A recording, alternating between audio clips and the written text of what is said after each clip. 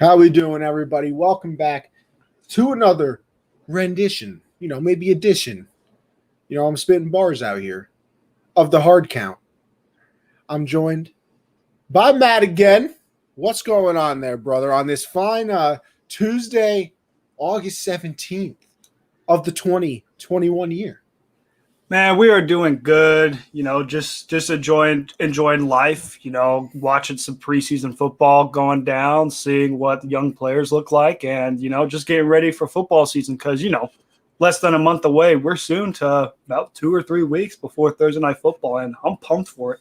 Yes, sir. We are mighty close. Don't get me wrong. I'm still in full effective baseball season, especially with the Yankees in this wild card chase right now. But, I'm going to start transitioning to football here soon. I just can't do it yet because, listen, I love football. Love it. I love baseball. Basketball's all right. But, listen, spring training, preseason, all that, I can't get into it. I think I've discovered why, Matt.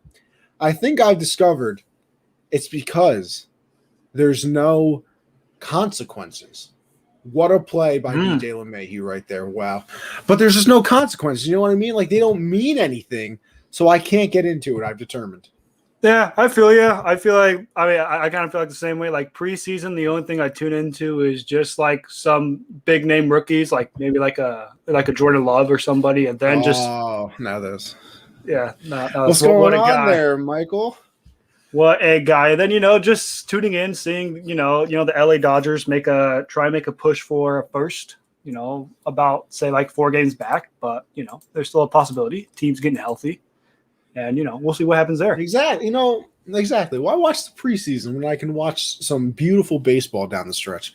But with that being said, let's get into said football. And we'll start it off with as somebody you like to call Blitz Boy.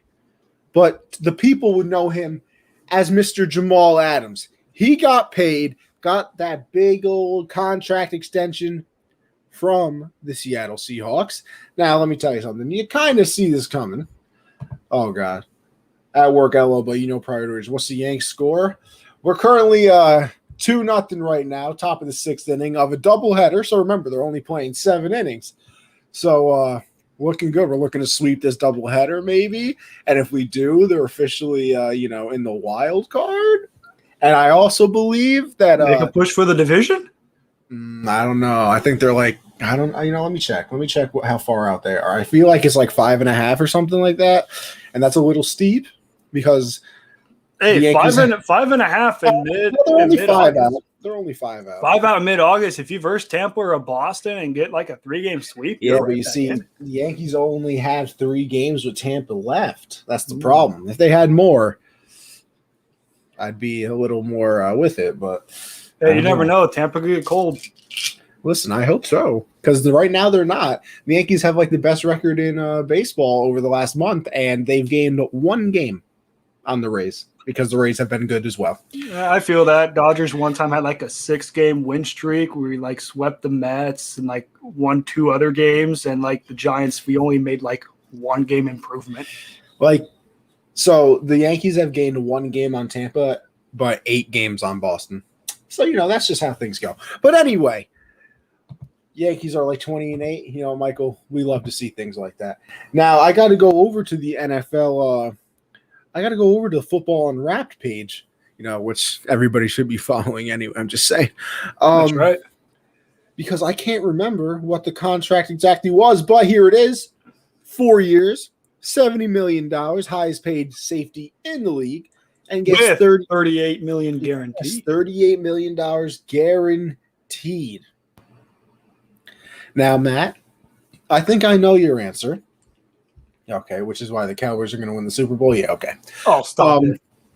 I think I know your answer, considering you've coined the nickname Blitz Boy for him. I mean, he has been called that, but I feel like you're a big supporter of the name.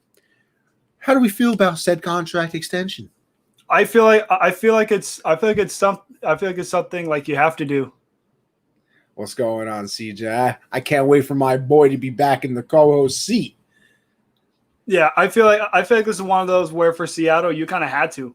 Like you had no other option. And, it's just one of those where, Jamal Adams, now that he's got his dough, he's got his bread, as Marshawn Lynch would say, he got his chicken. Yes, sir. He has to perform well in the zone coverage. When you're a safety, you're supposed to knock down passes and get interceptions.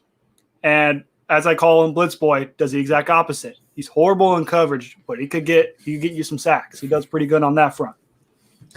And I feel like you could have utilized that money elsewhere to try and build up the line. Because what's been the problem with Seattle the last 2 to 3 years? Their O-line depth has been atrocious. It's been horrible. Like you could put me and you out there on the O-line, and it would maybe be a slight improvement. Well, let me tell you something. I was quite the offensive lineman back in my D1 days. And I don't mean, Division I football. I mean Mighty Mites, and then it goes D1 over by where I am. Yeah, back in the day, let me tell you something. The kid was unbelievable. The kid was unbelievable. You could also put, one of our Unwrapped Sports Network's own Christian on that Seahawks O-line, true. and that O-line might improve. This is true. Yo, let me tell you something. I got center locked down, bro. I got to communicate. Mike, on 4. Yeah, let's see. I got it, bro. I got it. Hey, so what you're saying is you're gonna be like Jeff Saturday? Listen, Jeff Saturday got nothing on the kid. Nothing. Got nothing on the kid. All right.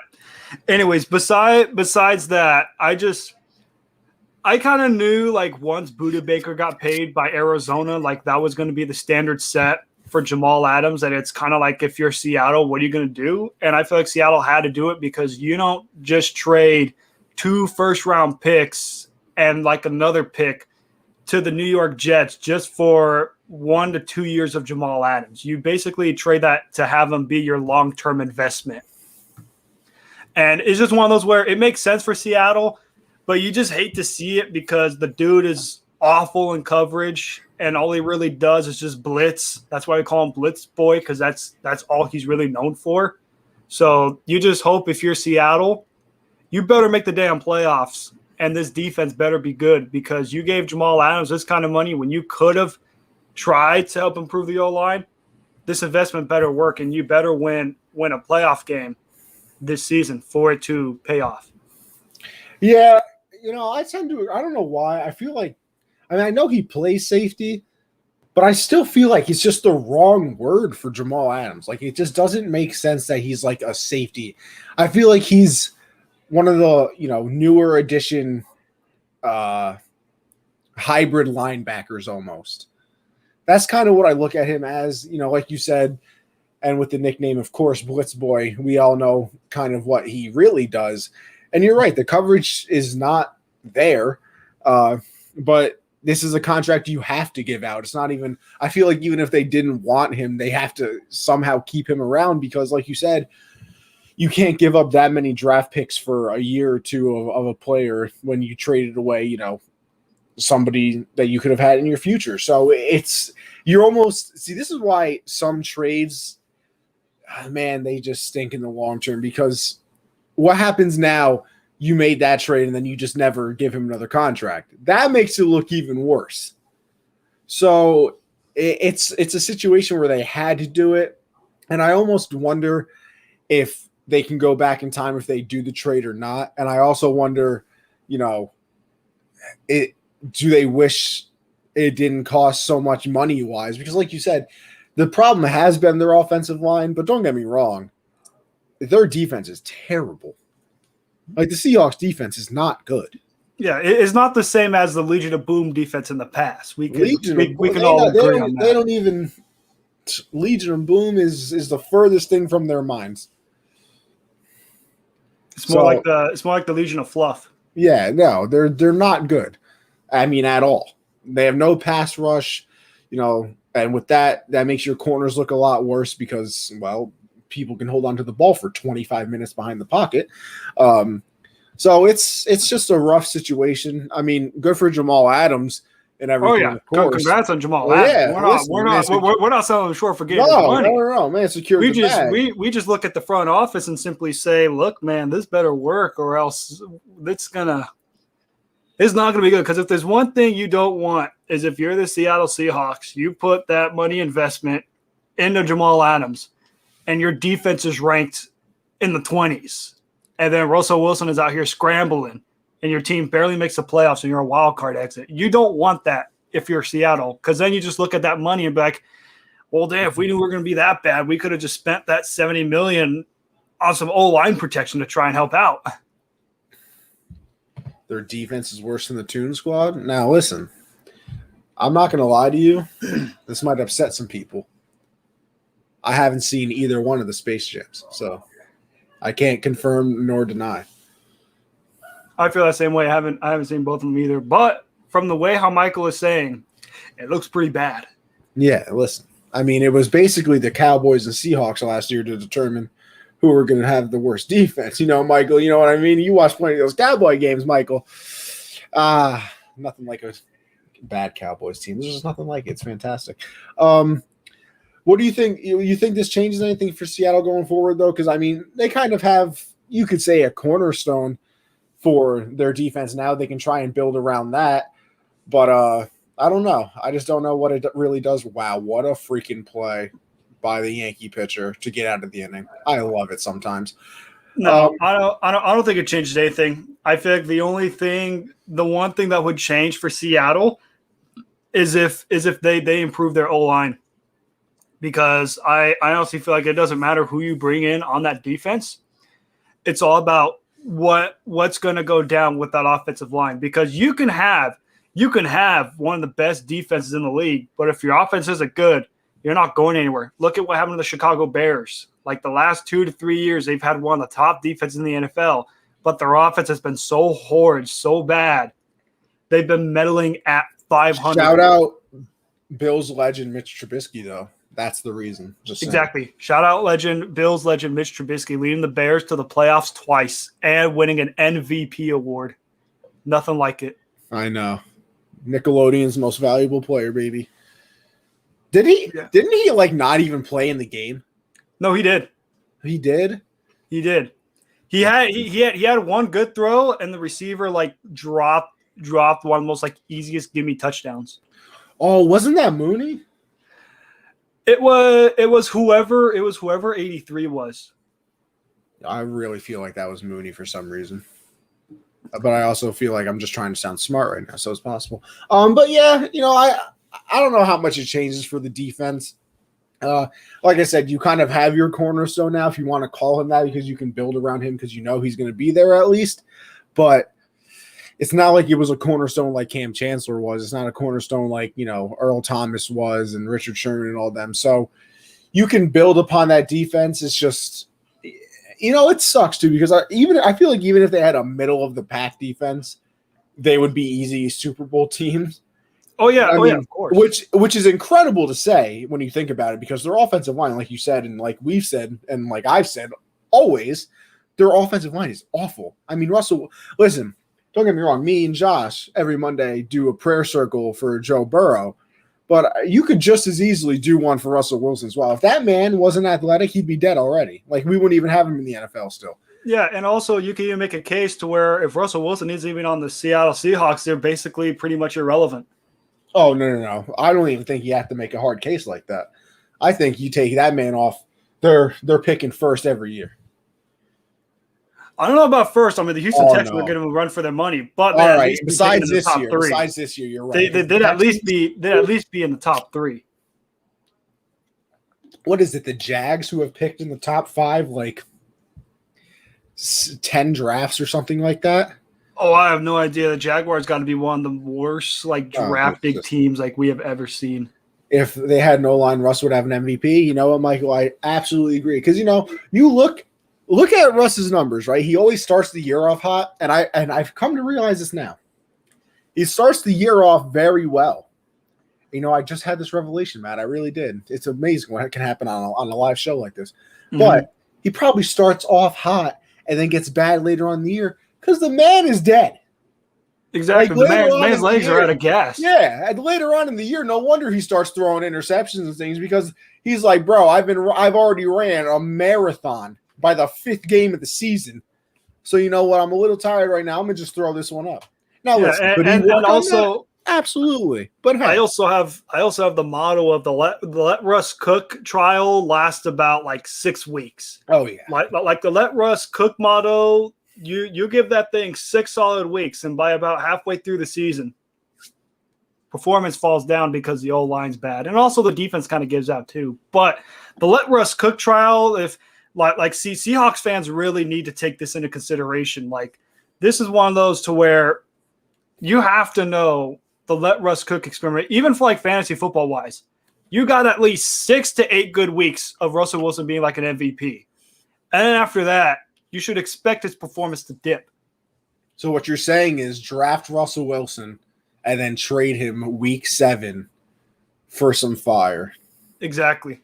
Yeah. Look at that. Yeah, that's my father. Look at that. Shout out, Pops. We love a family bond in here. It's a beautiful sight. It really is. It is a beautiful sight. He's fresh at the beginning and bruised up by midseason. I'd rather throw it than run around and create. Listen, Michael, you're right. And, I don't know why it took me so long to realize this, that he probably just slows down in the second half of the season because the man is exhausted. But, I'm not the smartest person ever. You know what I'm saying? I'm just saying. Oh, but hey, when it comes to sports, though, we're pretty much geniuses. Oh, we're up there. Let me tell you something. I should have a show on ESPN or Fox or whatever right now. I should. Speaking of ESPN, Matt, you know what? Some people will rag on ESPN, blah, blah, blah. But let me tell you, I don't care what anybody says about ESPN besides this. Right now is their 26-hour fantasy football marathon. And let me tell you something. ESPN does a great job with fantasy stuff. I love all of their fantasy people. Matthew Berry, love the guy. Field Yates, amazing. I love all of them. And their fantasy marathon is on right now. So after this Yankee game, you're damn right, I'm going to start watching it. Because you know what? Your boy's got to write some things down here so I can repeat as champions in several of my leagues, Matt. The Unwrapped Redraft League, who won last year? This guy. And you know who I beat?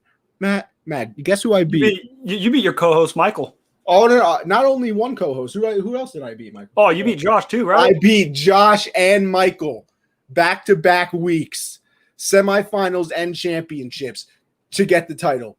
Hey, all I gotta say is, Connie, your boy Matt's gonna be coming in like a ball of fire. He's gonna be coming in hot. Listen, you can do whatever you want, but listen, your boy at the end of the day, it's about to be bounce back season for me. The trophy. I'm gonna be holding up the trophy just like this, we'll empty bottle of Poland Spring. Poland Spring. Listen, let me tell you something too. By the way, if you drink water and you don't think that different brands of water taste different, you're a crackhead. Yeah, they are a crackhead. Each different brand has a different taste. Exactly. You know what? Exactly. I know different. Some people. I know, but see, here's the thing, Matt. I know people who think all water tastes the same, and it annoys me to no end. No, it doesn't. Like I'm Dasani. I'll be honest. You feel rich when you have that Fiji water. You feel like you're up there in class. You kind of feel like, oh, I'll have a Fiji water, please, bro. But like Dasani should be outlawed. What about Lake Arrowhead? I've never even heard of that. Oh, that must be a California thing then. Honestly, I've never had Fiji water either. I stick to the Poland Spring, baby. Poland Spring, all right. Does CJ agree? If he's still in the comment section, is Poland Spring? Listen, I need anybody in the comments right now to agree that water tastes different because, like I said, if you don't think it does, I'm kicking you out of the chat anyway. Just saying, I have to. Each water has its own different taste, different breed. I think everybody can just agree, though. Dasani, not the wave. It's not the wave. Yeah, and I also think we can both agree that the Seattle Seahawks this year, third place team. Third, I can't do third place. You can't do third place? I got too much respect for Russ, man. Well, okay. How about this? First round exit in the playoffs.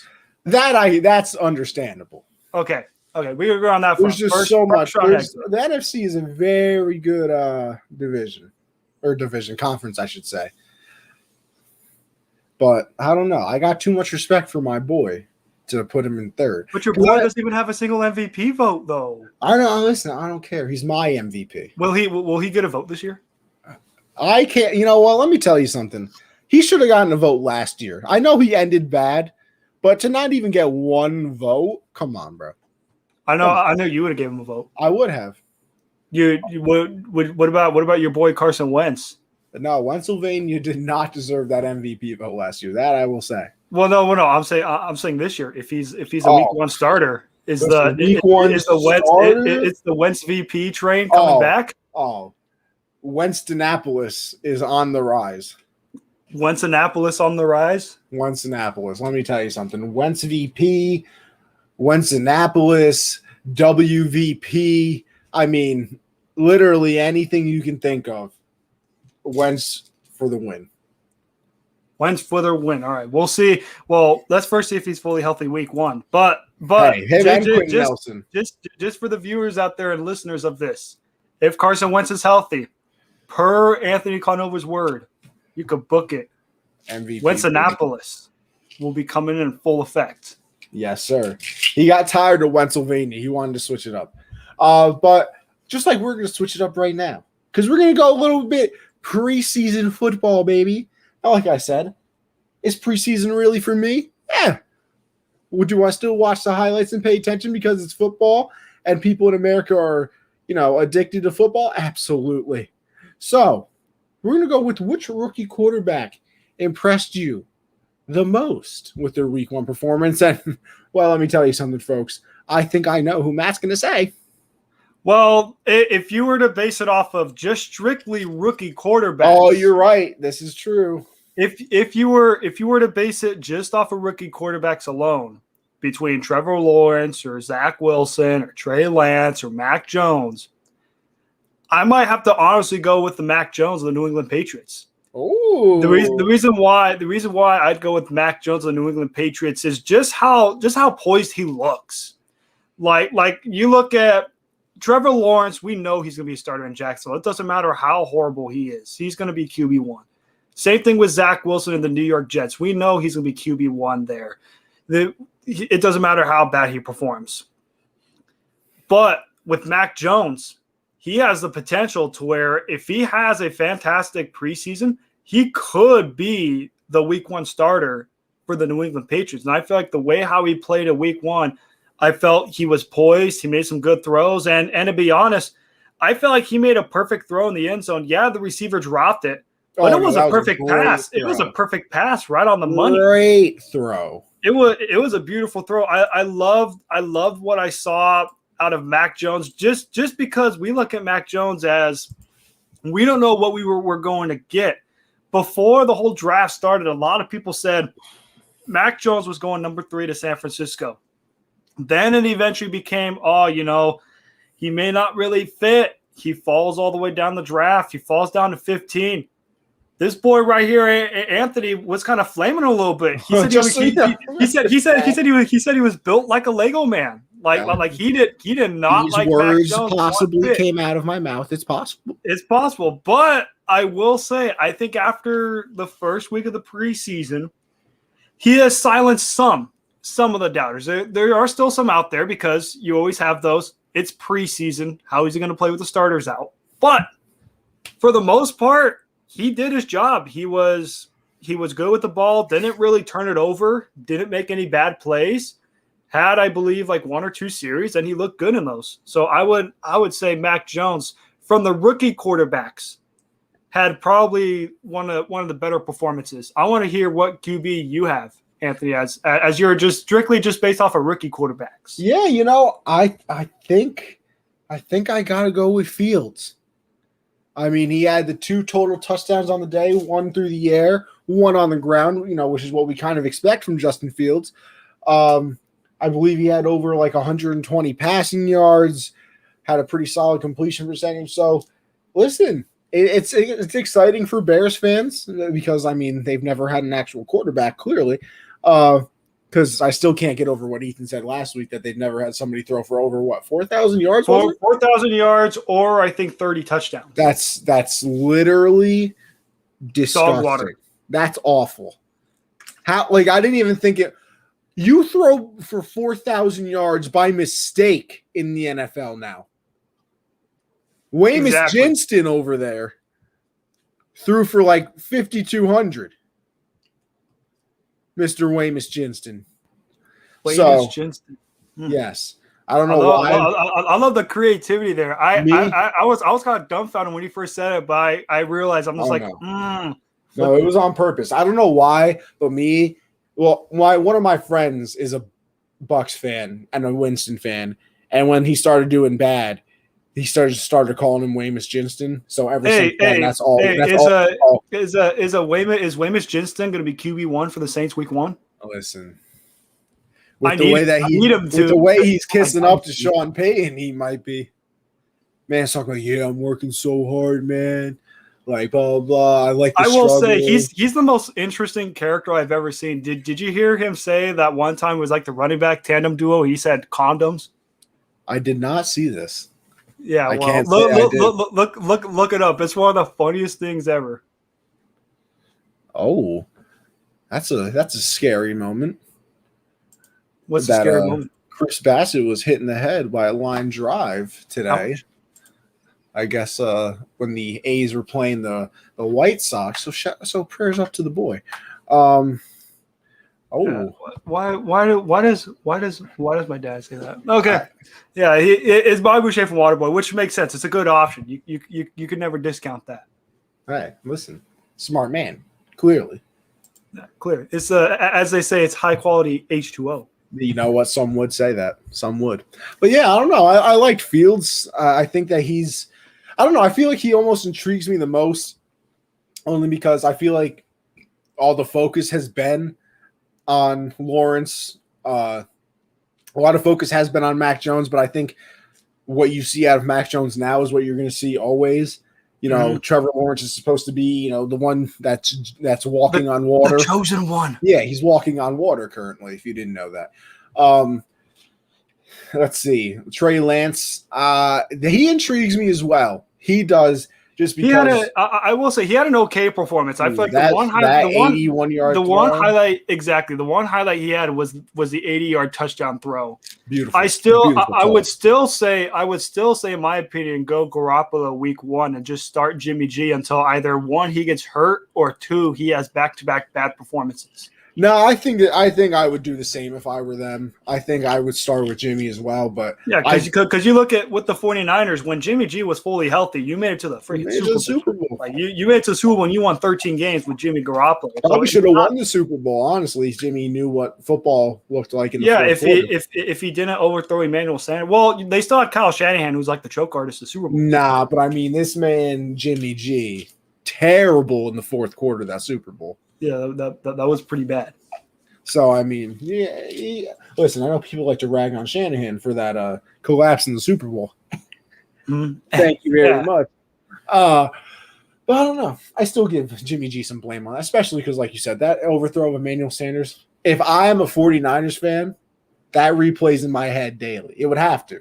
Yeah, that's one of those to where if you're a 49ers fan, you can't watch that clip. That's like PTSD. You can't watch that clip. Like we all as fans have those moments where we just see a clip and you fast forward. Yep. Every time 49ers fans see that clip, fast forward. You know what? I came to realize that I cared too much about sports. This was the moment when I would watch old highlights of like the Yankees or Patriots losing like important games and get mad. I was like, bro, I wasn't even alive when this happened and it pissed me off. That's how I know I care too much. So you're saying you would watch Yankees clips in like the 90s?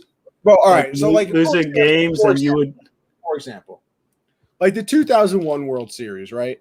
Yeah. The walk-off on Mariano to win it. Mm-hmm. I'm one. I was literally a year old. I don't even know what the earth looked like yet. I watch that now, my blood boils. Can't watch it. It's weird. That's how I does 03 also make your blood boil, even though you were like 3 years old? Oh, absolutely. Disgust me. Spit on that. Especially because it was like the Marlins too. Like it could have been any other team, but the Florida Marlins. It's just at Yankee Stadium too. It's not a fun time. Stuff. But I will say, other QBs I was impressed with, you are correct, Anthony. I'm gonna throw in my boy Jordan Love against the Houston Texans. You knew where I was going there. That's why I yeah. heard you kind of word it say rookie QBs. But I will say Jordan Love, Listen, Matt, he looks I solid. might have said rookie, but I'll give it to you. He's a rookie. I find that. Listen, hold on, Matt. Before you go, because this is now I'm annoyed again. You see what you did to me? I'm annoyed again. The man didn't play last year. Why can't he win? Why can't he win Rookie of the Year this year? Well, he's not going to be starting this year, so he can't really have a chance. If he were a starter this year, he would win Rookie of the Year. No, because you can't win it. Like he was suit up. It doesn't matter. Mahomes' second year. Actually, I mean, he did play one game though. Yeah, he did play. Listen, I'm just saying, I don't think if you are even drafted, don't play, and then play the second. I mean, I say that, but like it's the same thing in every single sport. But you know what? I want to change it for all sports. Listen, say I'm in the MLB. I tear my ACL. I'm out for a year. On the first play of the season. First play. Actually, no, not even first play because I don't even want it to be an official game. I'm jogging out to shortstop to take the field. Tear an ACL. I come back. Tear your ACL jogging out to the field. Oh, yeah. Terrible injury. I cry, everything. How come the next year I come back, I can't be a rookie still? That's stupid. See? Actually, Matt, I lied because you know, me and you, big baseball guys here, right? You know, we're here. We're here with it. In baseball, if you play 30 games in a year or something like a certain number, if you play a certain number of games, you're still considered a rookie the next year because you haven't played a set amount of games. In the NFL, that's why in the NFL, it should be like 4 games. That's a quarter of the season. So there, bam. Should be like 4 games or else you're still a rookie. Commissioner Connie out here sending out the word. You know, what can I do? What can I say, man? I'm kind of a professional. But on the topic of Jordan Love, I felt like he had a solid performance. The only hiccup I would say would be just the strip sack, like where he got a strip fumbled. But I mean, I know it's rare to say that he looked good while being in a strip sack, but he moved up and he was about to gun it and he got stripped. But other than that, like he looked poised, made a good 22-yard screen pass for a touchdown, made some solid throws. He looked good out there for his first preseason game from being on that roster for like a year and a half.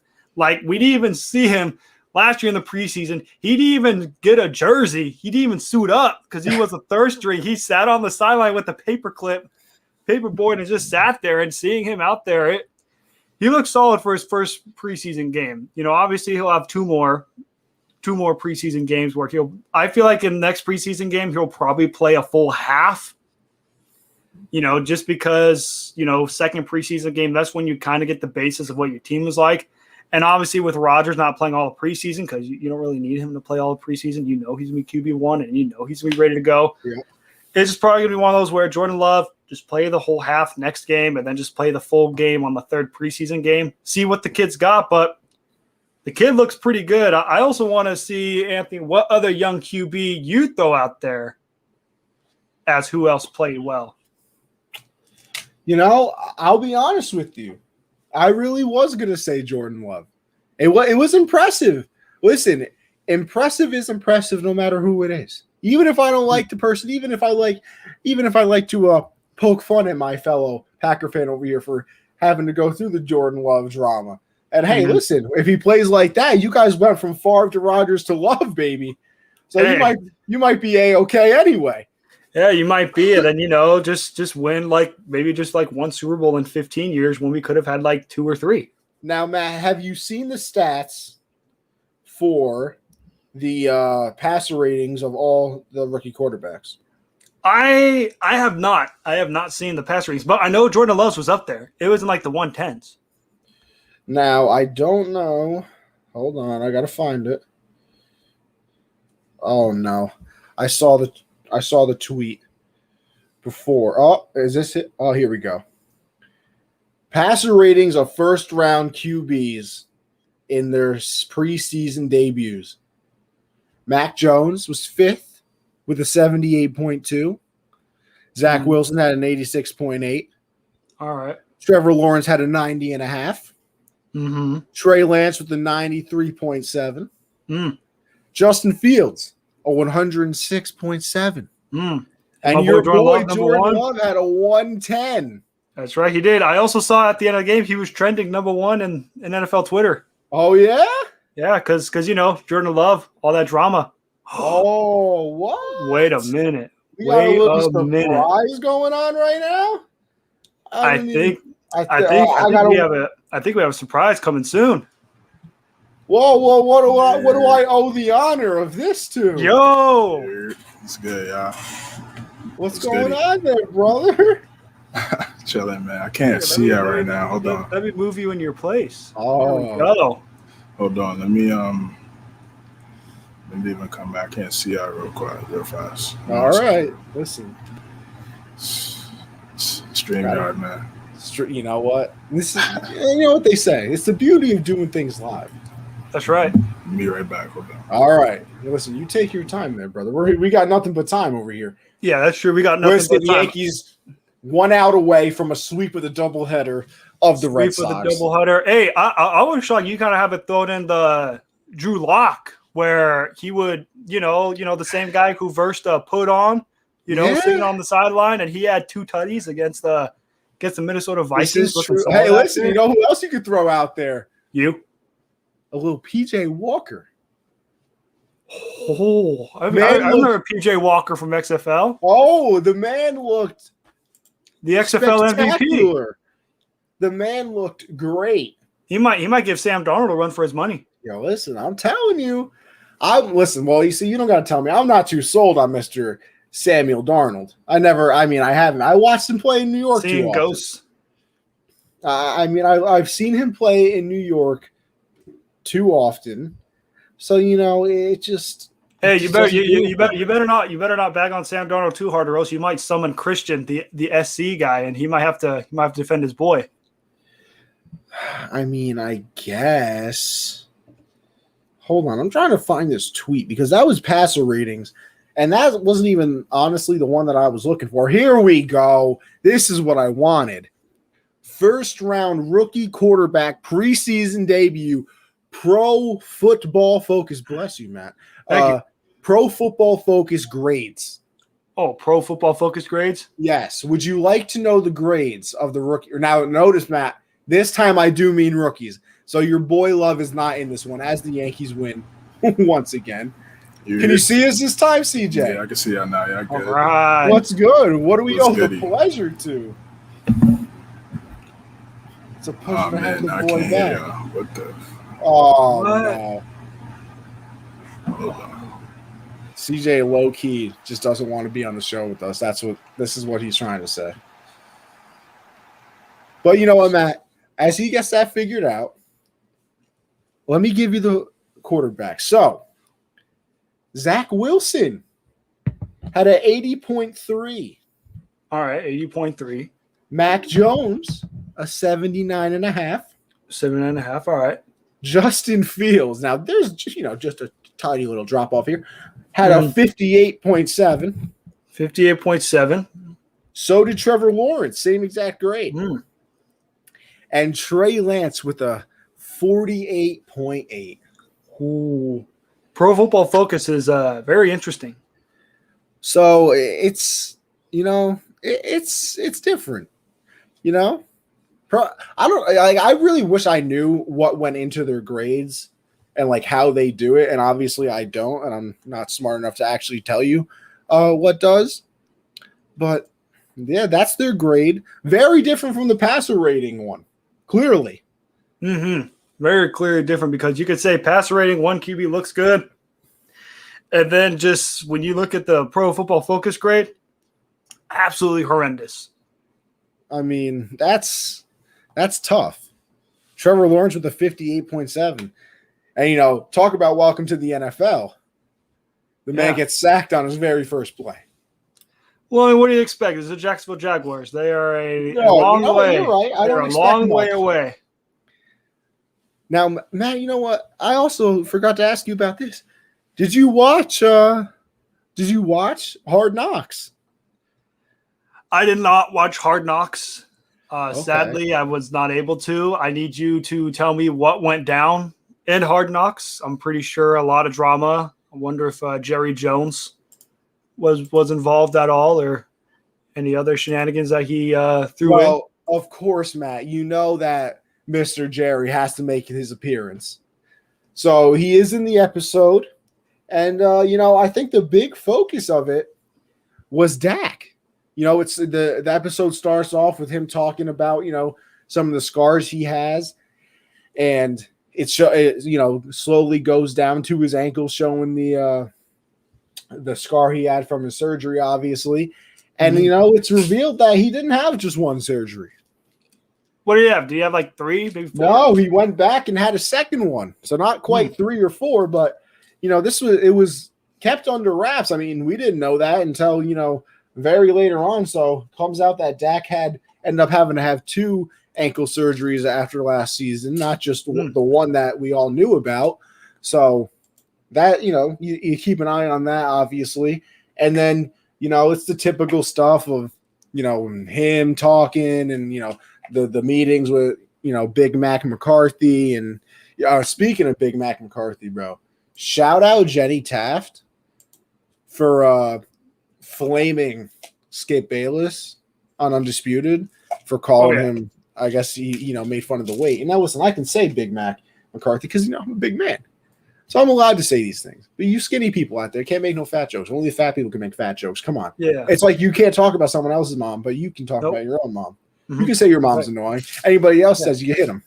Yeah. Have to. You got to give him the old sock to the head. Yeah, exactly. Yeah, you can never disrespect their mamas. No, never. So, it goes through all the typical, BS of the meetings and this, that, and the third. Blah, blah. Was there any impressive talent show things? No, we have not gotten the talent show yet. Oh, I'm hoping we do. Not gonna lie, I always look forward to those talent shows absolutely. to see what they got. Absolutely. I still think the greatest Hard Knocks moment of all time is the first season. Oh, yeah. I was going to say, if there's one thing that every Hard Knocks fan can agree on is the 01 Ravens peak talent show. No. I wouldn't even say the talent show. I would say the performance of the rookie impersonating Shannon Sharp. The performance by Tim Johnson is one of the greatest things I've ever seen. Ever in the history of the world. Yeah, I knew Goose had him locked in the locker room. He said, "Coach, I want my restitution."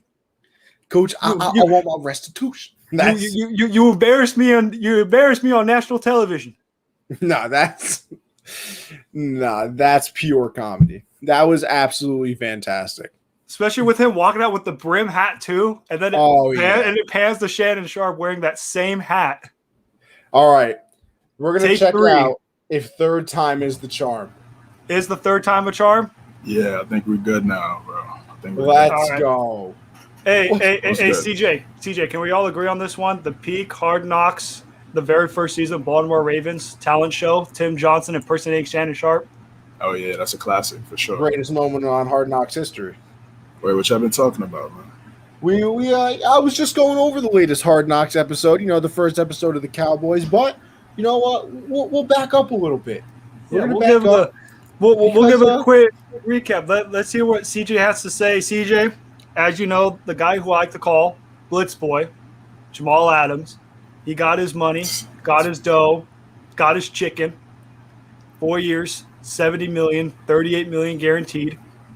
What are your thoughts on that? I mean, they had to extend them, making all those trades. What they gave up 2 first-round picks, right, to New York to get Jamal. So it was inevitable, in my opinion. Now they got to try to lock up Dwayne Brown, even though he's around 36, 37. You need that protection for Russell Wilson. That's what he was talking about in the offseason. So, I mean, you had to keep him. Is he great in coverage? He has moments, but he has to step up. He got the money now. He's making around $17, $18 million annually at this point. So he has to be the leader on that defense. He has to make plays if they want to be successful. Tough division, so a lot of pressure on him. Now, CJ, of course, first week of the preseason, baby. We're almost there. Yes, sir. We are almost back to football. We're less than a month away. What is opening day? September 3rd or something? September 9th is Thursday Night Football. September 9th, Thursday Night Football. Of course, we had to talk about the quarterbacks. That's what everybody likes to hear. CJ, did you have a quarterback that impressed you? I know that you were probably paying attention to our boy, Mr. Mack. I mean, come on. Yeah, I think they all showed flashes. I think Mac, he did his job. There was a couple passes here and there, one to Gunner, one to Christian Wilkinson that could have been caught. The numbers would have probably looked a little bit better. But he looked calm in there. He looked calm in the pocket. Made some nice plays. Trey Lance. I was about to say Trey Young. got that. Trey Young is still haunting CJ to this day. Now you got that Knicks Christmas game on your mind, huh? Facts. That's a fact. Can't wait. Is CJ going to be there? Maybe. Okay. I don't know. I'd rather spend time with some fam and watch the game, but after. What a guy! Though. What a guy! Yeah, after maybe. Yeah, I might pop out, see what. Hashtag CJ the family man. Yeah, I might see what the vibes is looking like in the Garden downtown. When we win the game, we're gonna win. But yeah, Trey Lance looked good. He had that 80-yard touchdown. Nice rollout play by Kyle Shanahan. He schemed it up, set him up, get him out the pocket. Justin Fields probably looked the best. I know he struggled a little bit in the beginning, but once he figured it out, got comfortable. Had some nice plays, got out the pocket, ran for like a 30-yard touchdown. That was really nice. I'm excited for him. That's good for that city, man. That city, they haven't had a quarterback ever. So it's nice to have a dual threat in there. I thought Jordan Love looked good too. I mean, Matt was talking in the I was gonna say, how about that boy J Love? Got that 22-yard touchdown. I tried throwing to CJ have a nickname of J-Lo, and he's like, nah, dude, they could be thinking J-Lo different. I'm just like, why not? Nah, you gotta call him something else, man. You gotta J Love. J Love is cool with me. That's calm. I think he has some nice passes. This is really like his rookie season, really, for Rook. I mean, because he barely played last year, no preseason games. So I think he looked good. And then who else?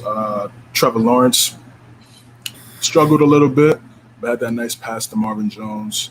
Zach Wilson, everybody was, slaying Zach Wilson throughout the entire week, looking bad in practice, throwing picks. And then he came out and, I think he looked calm in the pocket as well. People say he was too small, and this and that, but I think he looked good, cool, calm, collected. So for the first preseason game, I think all the guys stepped up. See, they got to stay consistent. If all these guys turn out to be good, this would be great for the league. This would be great for the league. Could be one of the best draft classes, ever.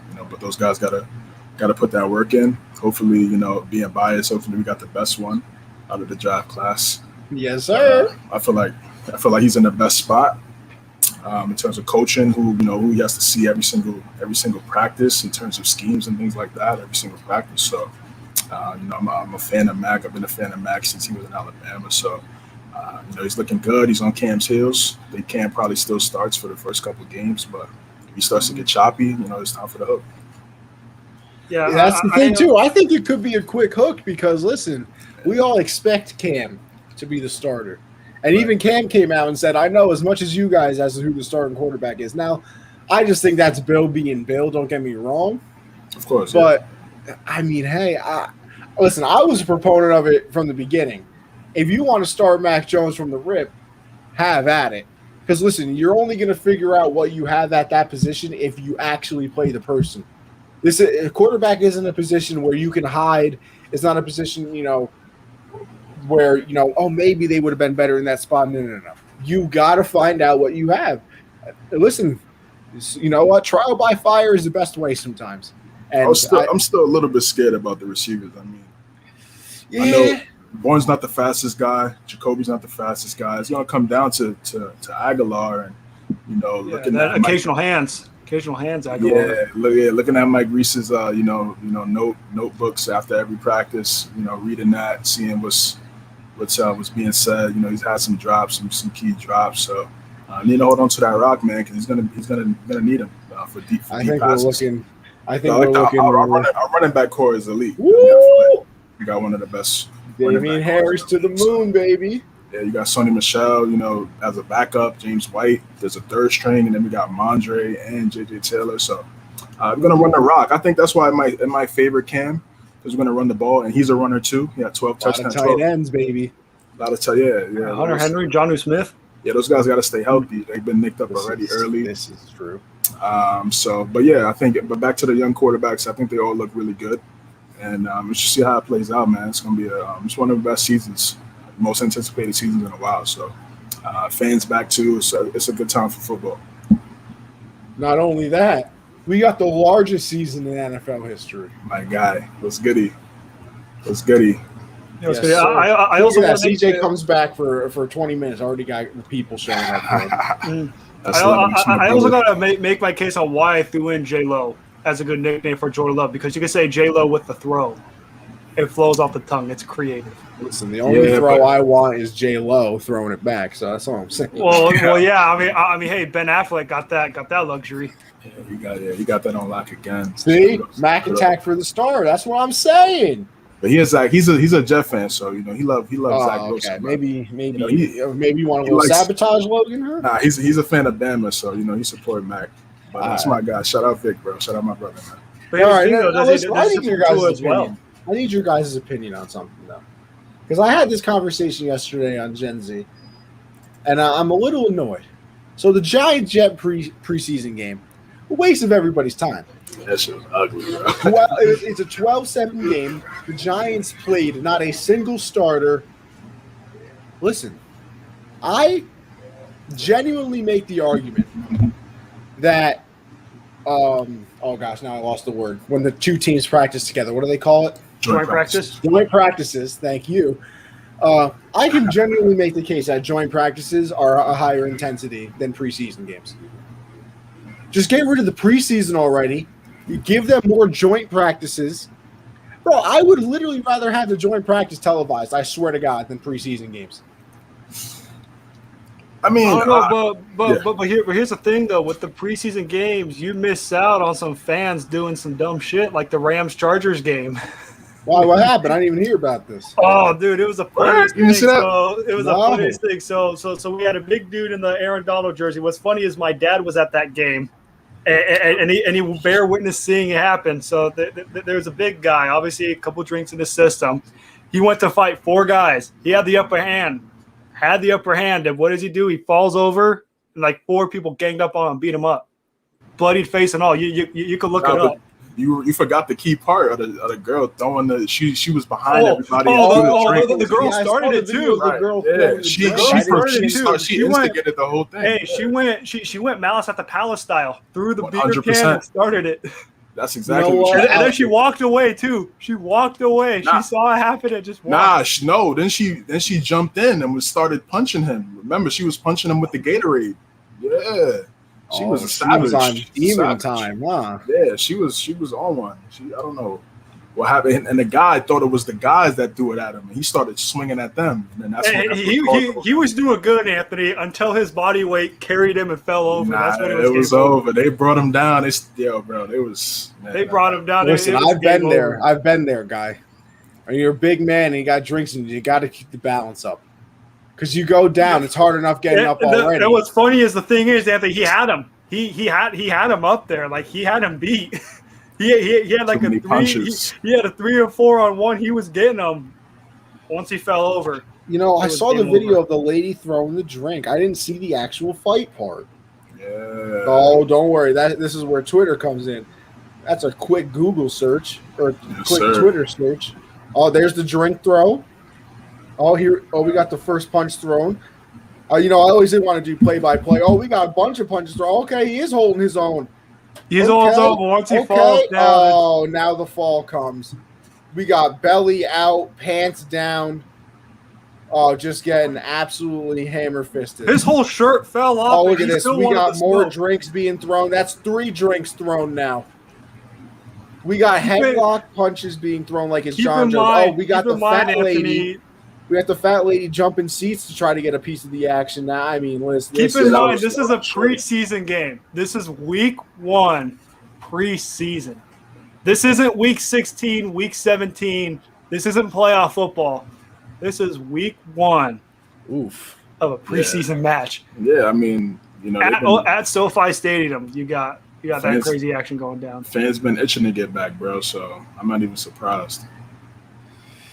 Yeah, that's tough. At all. Hey, I know for the fact all 3 of us want to do that. We're well disciplined. Nah, yeah, I would never. Yeah, I would never do. I'm throwing hands whenever. Well, you know what? Out of the three Come of on, us, CJ, we're from New York, bro. What the Anthony hell? would be the guy that would throw hands. CJ, we're New Yorkers. We're supposed to. I don't know. Yeah, but- CJ sees Nah, more I'm the kidding. mellow I ain't type. throwing no hands. CJ sees more the mellow type. Anthony, he would throw hands. Like Nah. he would. I mean, if they start swinging at my guy, then of course it's gonna be a problem. But Yes, sir. but Yes, in sir. terms of just, I'm gonna be like, I'm just chilling, bro. I would just be chilling. Just look at y'all. It's like just laughing at y'all. That's what I would do. I would just CJ, laugh. I got a proposition for you, by the way, too. I know that we're both Patriot fans. Yes, sir. But listen, Brady's still our guy. Giants play the Bucks this year at the Meadowlands. Or MetLife, whatever. Oh, when is that? When is that? I think it's. Oh, you know what? Now I got to look it up. I've never been to a football game. You've never been to a football game? No, I've never been. That's the same thing I said. Bro. Dude, it's fun. So I'm looking. Me and my boy were looking to get some tickets, bro. What's the word? Yeah. I just wanted to throw that out there to you. Let's take it. New York Giants. They play. Hold on. Wait a minute. They play. It's week 11, Monday, November 22nd. Oh yeah, look at that. We could do that. We could do that for sure. Wait, why can't I not find the game now? How come you got it? I can't find it. Oh wait, no, it's not. It's not against the. It's not against the Giants because it's a home game against the Giants. Ew. At the Jets, week 17, January 2nd. Oh, that's the one we were going to. Okay, I lied. January 2nd at the Jets. Hopefully those guys play by that time. You know what? You're Arians right. might sit those guys. I don't think he'd sit in week 17. I think he'd sit in week 18. Yeah, you got to remember now, that's baby. Right. That's right. Yes, sir. There's 18 weeks in the football season. That's the biggest season yet. We love it. Now listen, we'll move on to the end. A very sad time, guys. I might get emotional right now. I'm sorry in advance if I do. Moment of silence for this era in Duval. Tim Tebow has been released. I thought it was serious. Look at you. Oh no. Tim Tebow has been released by Jacksonville. As you can tell, it's a very hard time for most people. You think it's wraps for the NFL career, maybe? Yeah. Oh yeah. I saw a picture of Tony Romo in the Mavs jersey. There was like Tebow. It didn't. It was like Tebow's next journey. I was like, yeah, probably. I mean, he's still trying to play in every league. Journey. But yo, that block, man, he had to get cut after that. No, not even a block. That attempt to block, he had to get cut after that, bro. Bro, I feel like he just actually. CJ, I got the perfect thing for you. You remember a few years ago when it was a beautiful run play and Brady tried to get out in front and block, and he literally just like skirts past like this. That's mostly what Tebow looked like. Worse. It was worse. He just went on the floor. He just put his body down. He just went down, and it was over. It was bad. It looked bad, man. It was time, bro. He had to get cut. He had to get cut. You think, and Matt brought this question up on the doc. Coach Tebow? We got Coach Tebow anywhere, CJ? Yeah, it was bad. And if you guys don't mind, it might be next, but if you guys don't mind, I wanna share the screen to show the viewers how bad of a block let's see. It really was. So here is why people made fun of Tim Tebow. Let's go full screen. Let's go full screen. Let's go full screen on that. So for the viewers out there, this is exactly what a 34-year-old former quarterback turned tight end block is supposed to be like. Here we go. So look at the form; it's solid, right? And get this, bro. It's like he got shot. Exactly. It's like he got shot. That is something that you do not want to have happen. And I got to figure out how to. Don't worry, man. I got you. There we go. That is why, my friends, he got released, because that is a block where if you're a tight end, you have two jobs. You're supposed to block and then go out and catch. That block was one of the worst blocks I've ever seen. That's what we would call tough. That was tough. It was tough to watch, and you knew when it happened, people was going to get clowned on. You knew that was going to happen. Of course. Like he went. It was like his body went out and died. Like he gave it a 10. I mean, don't get me wrong, the block was there. The running back still went around, but it was still one of the worst blocks we've ever seen. And then on top of that, you ram your head into a lineman. That's just that's like your Urban Meyer on the film room. You just got to go with the highlight tape and say, "What was that?" Or even like the tight end coach, they just look at you and just be like, "What was that?" Here's my thing too. Ready? You realize how bad Tebow had to be to get cut from the Jags tight end room? I don't know a single tight end on their team. Don't they have some guy named O'Shaughnessy? Shag Hennessy? Shaq Hennessy. Yeah, I think he's right. Still Isn't that his name? Isn't he a former Patriot? I believe. Yeah, I think he was. Yeah, for a little bit. I feel like he was. Well, listen, definitely not impressed. I'm not surprised he'd be a fourth string guy. I mean, he's never played the position. You know, we talked about this. Okay, I just now looked up their tight end depth chart. It was Chris Manhertz, James O'Shaughnessy, or as some people would say, O'Hennessy, and then there's a guy named Luke Barrell and Tyler Davis. That is the Jaguars tight end room. Imagine getting cut from that. Well, when you make a block like that, you have to. Yeah, you have to. I know. That's what I'm saying. Cannot. That's how bad he was. That's how bad he was. Urban Meyer could not, with a straight face, look at that film and say, "That's a guy who I want on my 53-man roster." Yeah, because you take the last name off his jersey. That guy that's when you gotta. So like I mean, we're talking all three of us might have made a better block, and we don't even play tight end. Well, I mean, CJ might be good with it.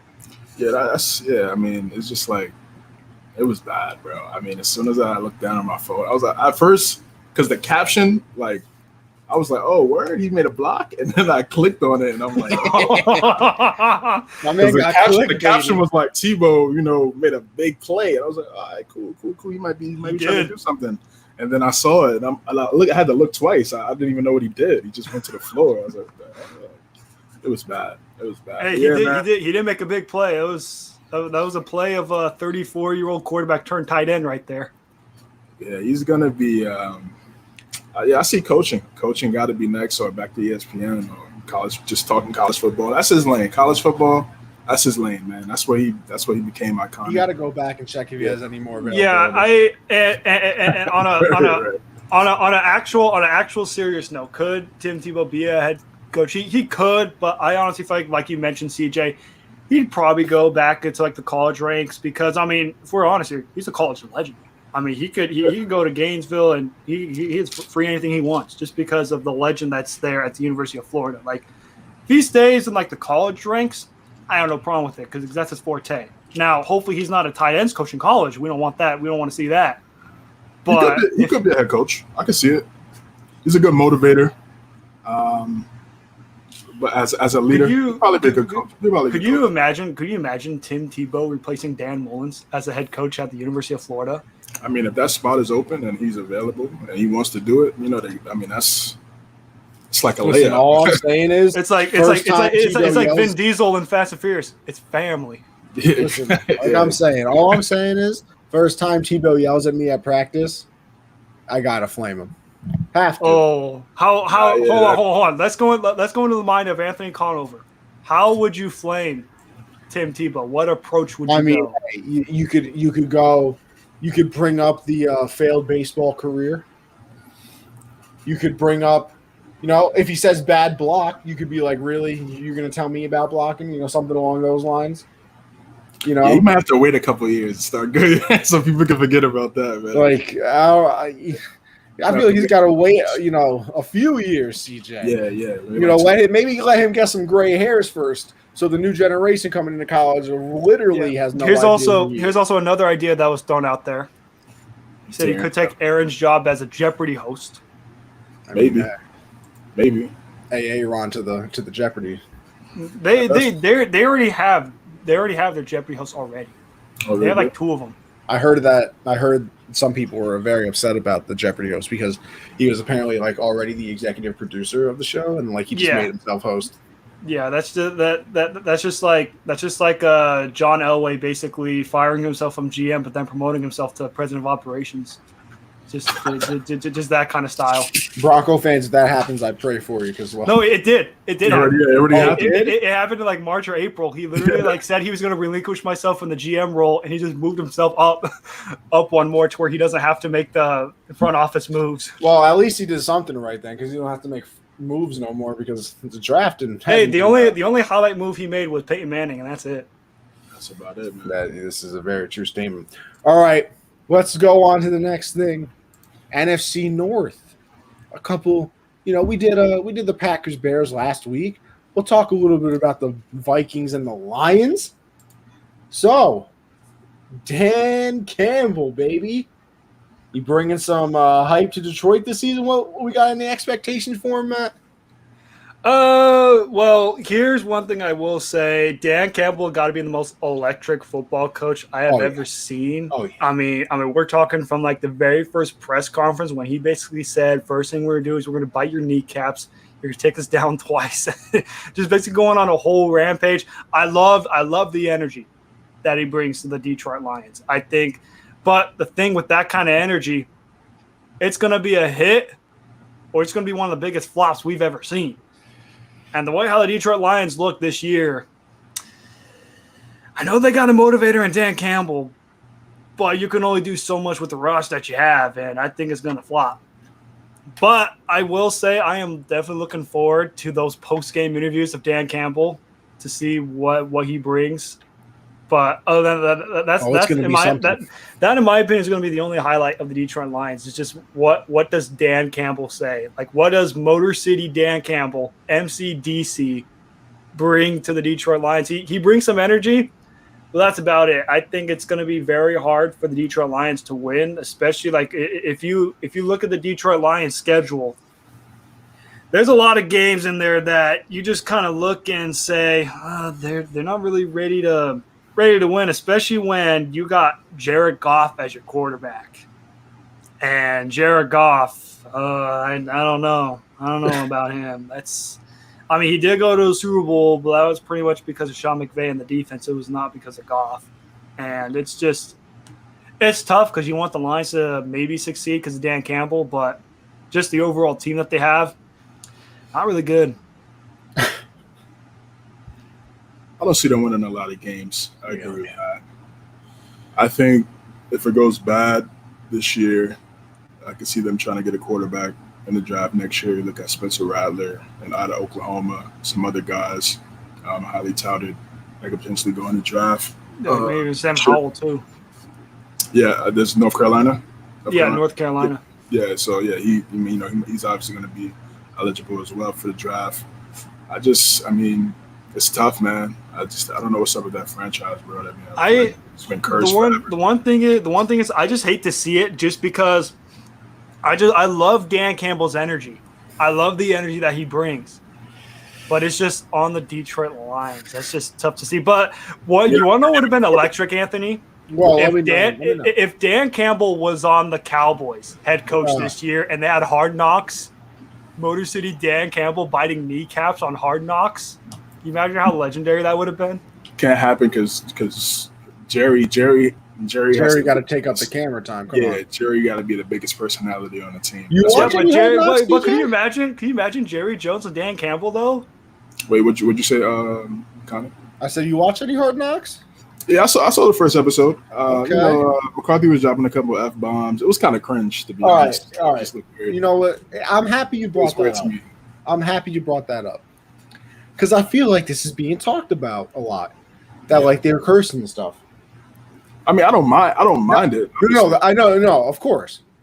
But like people are shocked that like NFL coaches curse.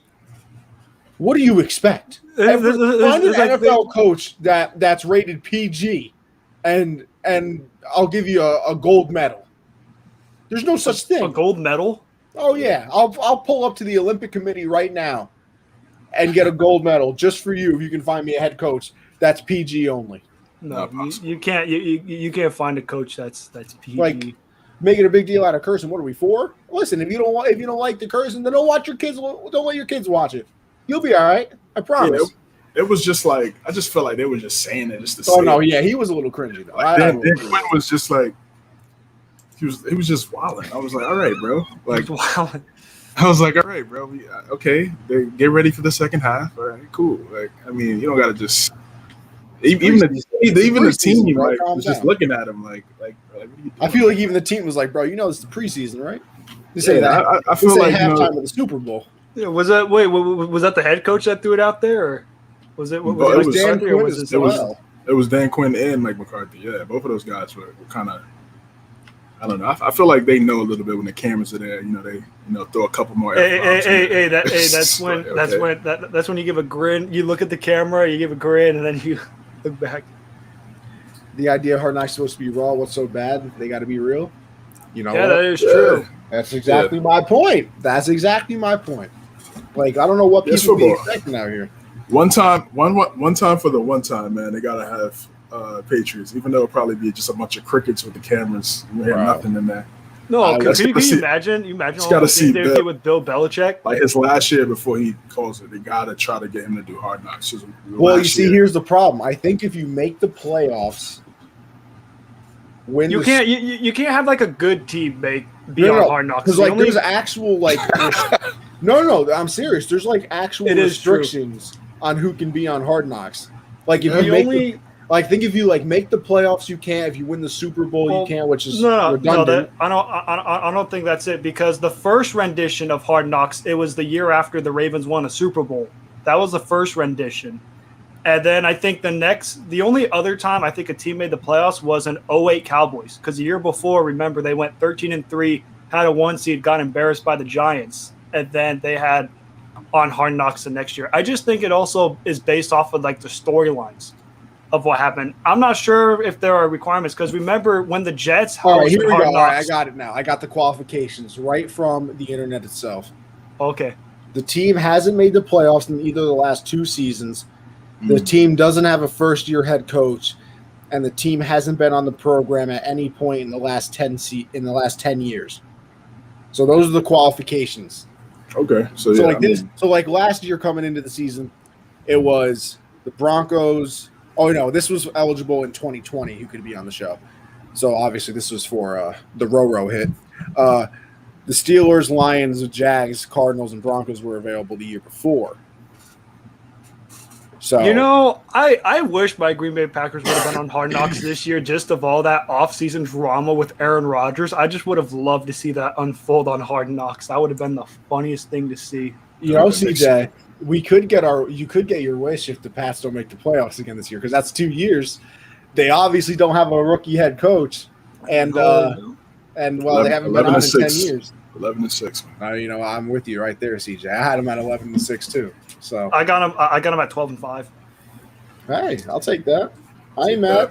Hey, That's right. Shout out Jug. Shout out Nick. Shout out my guy Kaz, man. That bet is still going, bro. Oh yeah. Wait. What's the bet? I'm gonna need that for the viewers that don't know, CJ, what is the bet? So the bet is, whoever wins the division, Buffalo or New England, we got to send each other a jersey. So I'm gonna need that Mac 10 XL. Oh, which one you gotta send him a Diggs one or Allen? Yeah, he said he wants the Allen one. So okay, we'll see how it plays out, man. I just need that Mac 10. Yeah, I need that Mac 10, that red jersey. That's clean. I need that. Oh, the red one? Okay, yeah. See, I respect that. Yeah, okay. I got the blue one on the way. So. The Mac 10. Of course, yeah, bro. As soon as he switched numbers, I was on Patriots Pro Shop. Did you really? Of course. Okay. See, I only got a Brady jersey so far. Does that mean CJ? If the Pats ever make the Super Bowl with Mac Jones, you're gonna get a white Mac 10 Super Bowl jersey? That'd be fire. Yeah, I don't know if you, bro. Super Bowl jerseys are so expensive, bro. Yeah, they are. No, but I'm just saying, like, could you imagine that? But you see, it will take a couple years. You save up. Look at this. With Mac starting, the Pats are going to the playoffs. Yo, I like this Logan guy, by the way. Hey, you put in Mac or Cam, they playoff bound. Yeah, I believe so. To be honest, I do think so as well. Yeah, to be honest, with the team we have now, the way we're running the ball, the way the running back core looks like, and then Cam with his ability to run the ball, just don't make mistakes, man. Don't make too many mistakes. The defense is back. We got everybody back. So calm down. Yeah, You need to pay Gilmore. all I know is if there's one thing I've learned this last 20 years of my lifetime is don't sleep on Bill, and the year after they have a disappointing finish because he comes out on fire. This is a true statement, and I thoroughly enjoy it. Last thing, boys. Mike Zimmer, we feeling the hot seat for him? Ooh, I'll start off first. I believe he is on the hot seat. Now, if I were to give records for the Lions, I hardly see any wins. I gave them 2 wins, 2-15. I mean, who knows? I could be very wrong. They could win more than 2 games.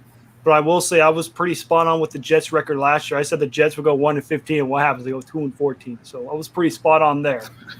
But I mean, with the Lions, you don't know what's going to happen there. Now for the Vikings, I gave them a bit more of a pass. I was very harsh the first time I did these season standings because I gave them a record of 3 wins. I'm like, wait a minute, something ain't right. I gotta redo it. So I redid it, and it makes more sense. I have them winning 7 games.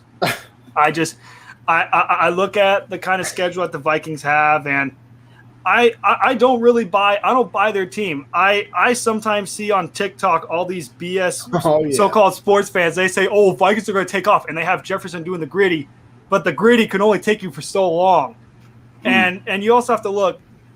You got Kirk Cousins as quarterback, one of the worst primetime QBs we have ever seen play. Oh yeah, ever.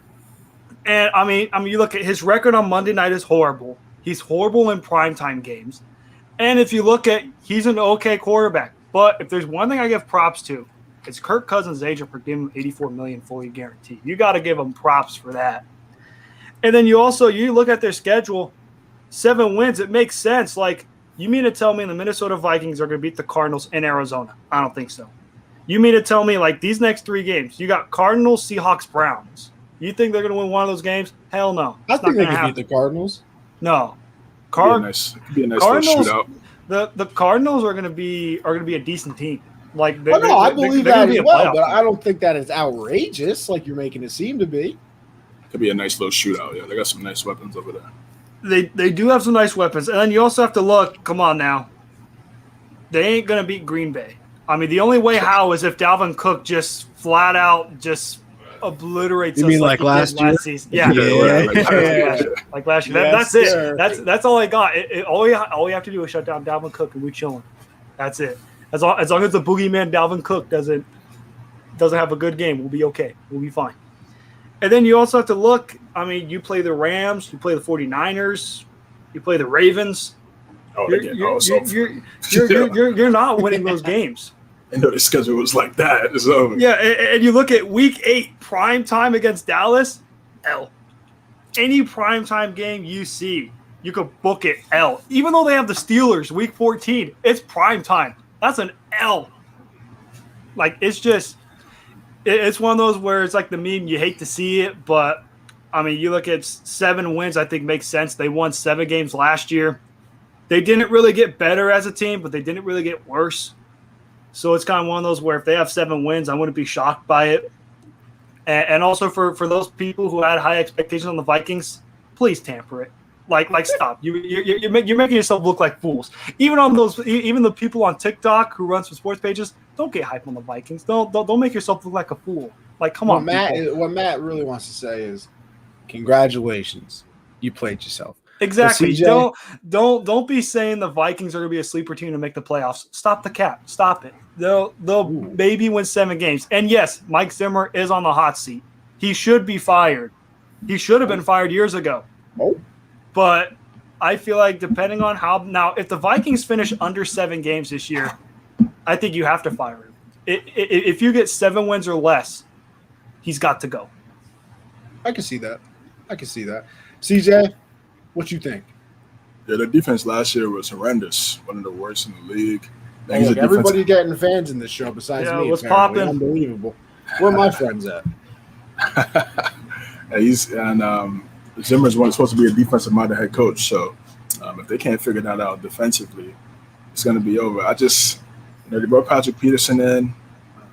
Maybe he could, do something. They have some guys in the secondary. It's not like they have, they have some names. Harrison Smith. I think Harris might have left the Vikings, if I'm not mistaken. But they still got Patrick Peterson.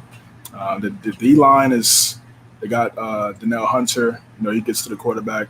They got Eric Kendricks at linebacker. So they have some names, but they just haven't really been able to put it together consistently. So they have to do something. That schedule that Matt just said, those sound like some tough games. And some really tough matchups for them. So, like I said, Kirk Cousins, man, he's not that guy. I never felt like he was that. He's not. Hey, trust me, pal. You're not that guy. Yeah, he's not. I mean, like you said, that record in prime time is key. Playoffs is prime time. That's the definition of prime time. So, yeah, if you can't do it on a regular season game where everybody's watching on a Sunday night football, Monday night, Thursday, you can't do it in the playoffs, and it's over, man. I always felt like he wasn't good enough to take them over the hump. He's good, but he's not good enough to help them win a Super Bowl. They have some excellent wide receivers in Justin Jefferson and Adam Thielen. Dalvin Cook, top 5 running back. Some people have him 1, depending on how you want to rank him. He's an excellent back. But in terms of just collectively putting it all together, it's just going to be tough for them, man. I think they need to see what's up with Kellen Mond out of Texas A&M. Didn't really see too much from him in the preseason game. I watched that preseason game against the Broncos. I think he was coming off of COVID, so they really didn't have a real game plan for him. They only had a select few plays for him. So interested to see how he plays in the rest of the preseason. And who knows? Cousins starts to play bad. They might try to look elsewhere. He has an ability to run. They could do RPOs and things like that if Mon is in there, and it can make that offense a little bit more dynamic. I think he's a good quarterback, and I think he potentially went to the right spot. But in terms of them winning a lot of games, I just don't see it. You know what? I tend to agree. I really do. And you know what? One more time for the people, Asher, Tebow. You know what? You gotta call him Wheezy. Yeah, he's out of there. I mean, it's tough to see. I mean, the one thing I will say about Tebow is you have to give him credit for the man tried. You have to give him A for giving the attempt. Like, listen, 34 years old, out of the league for almost 10 years, and you decide, you know what, today is a day where I'm going to try to run as a tight end. You have to give him a for effort on that. And yes, I do remember him because he was a good friend of mine when I used to live in Menifee, California. I went to middle school together. So I do remember you, Asher, and I appreciate your comment on what are our thoughts on Tebow. Listen, we give him a for effort. That's what we give him the A for effort for. At least Tebow can retire. And shout out, we're the Millers with no regrets. You know what I mean? I'm just saying. Shout out for the Millers with regrets. Oh, yeah. But you know what? With that being said, I think we'll wrap it up there. Been a nice long show. Yeah, CJ, come on in and see that one coming. Thoroughly enjoyed that. And guess what? Next week, people, the NFL Top 100 list will be completed. Oh boy, I'm already there are already some top 100 that I do not like. There's some interesting things. Whoa. The Bills in Austin. That's not going to happen, Logan. Bills Mafia will not let that happen, or else that owner's going to get shot up in the head by the Bills Mafia. They ain't leaving Buffalo. Sheesh. Nah, I can't imagine the Bills anywhere but in Buffalo. No, I think Bills Buffalo fans was their forte. mind. The ketchup mustard dude who just breaking sits there tables. Breaking tables. That's Buffalo. I live by Austin, Texas. You don't see that in Austin, Texas. I mean, you may see some. You don't see that in America. Some places in America you could. That would have been bad. That'd be bad if they. Oh yeah, they leave that team. It's a bigger market, absolutely. So I can see them doing it. And they're the real New York team.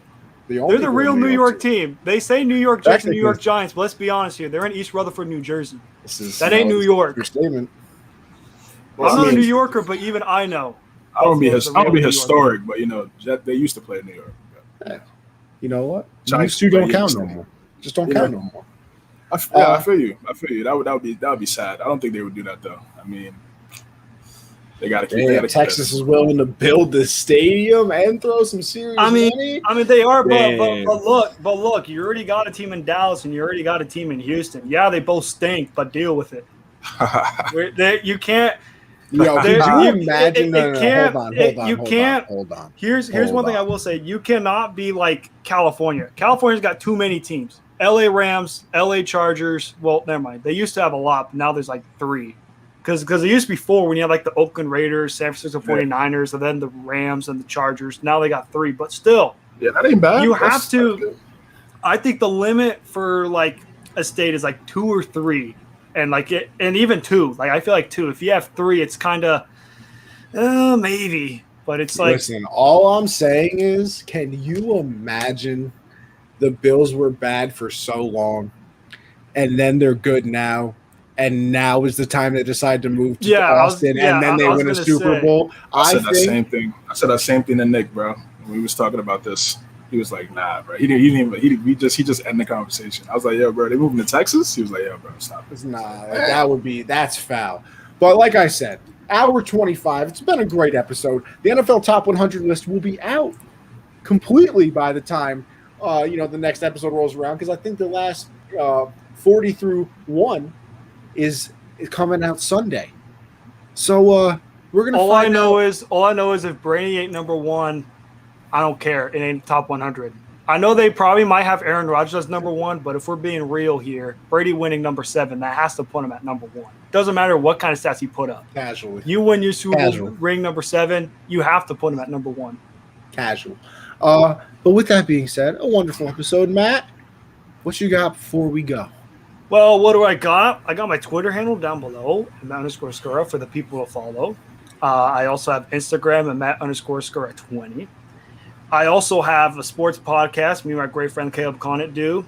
It is available in the link in both my Instagram and Twitter bios. You can check those out there. And the platforms are available on, it's available everywhere. You name it. You got Apple Podcasts, Spotify, iHeartRadio, you name it. I mean, it's available in a lot of places. You click that link tree in the bio and it will give the information to where it is all available. As always, Anthony, it's always a pleasure to be on the hard count and to talk things NFL related, even if it's preseason. We still love to talk football because we know when preseason hits, week 1's around the corner. This is a true statement. CJ, what you got? That was nice right there. Hey man, and the hard count, obviously, and this is family. Guard up. Getting ready for basketball season. They just dropped a little bit of the schedule. So looking forward 2 months. To that. Yes, sir. 2 months. It's Twitter, cjames9_. You can follow me there. Just always talking about sports. That's it. That's all I got right now. Yes, sir. As for me, you guys know what it is by now. Monday Generational Sports. That's 7 Eastern. It's a great show to watch, especially during the football season, because we're leading you right into Monday Night Football, people. What more could you want? Facts. Tuesday, obviously, I do the hard count. That's 9 Eastern, people. So make sure you check this out. We're talking everything football. Thursday is Backstop Banter, everything baseball. That's usually at about 10 o'clock Eastern. So make sure you go and check that out as well. Gen Z Sports for the pod. I'm doing a little giveaway over there if you haven't seen that already. You get 1 entry for following the Twitter, 1 entry for subscribing to the YouTube, and 1 entry for leaving a nice review on the pod. So, we're giving away a nice little Amazon gift card when we reach 200 followers on the Twitter and 100 subscribers on the YouTube. So make sure you go and check that out. And then Anthony Conover _ for the Twitter as well.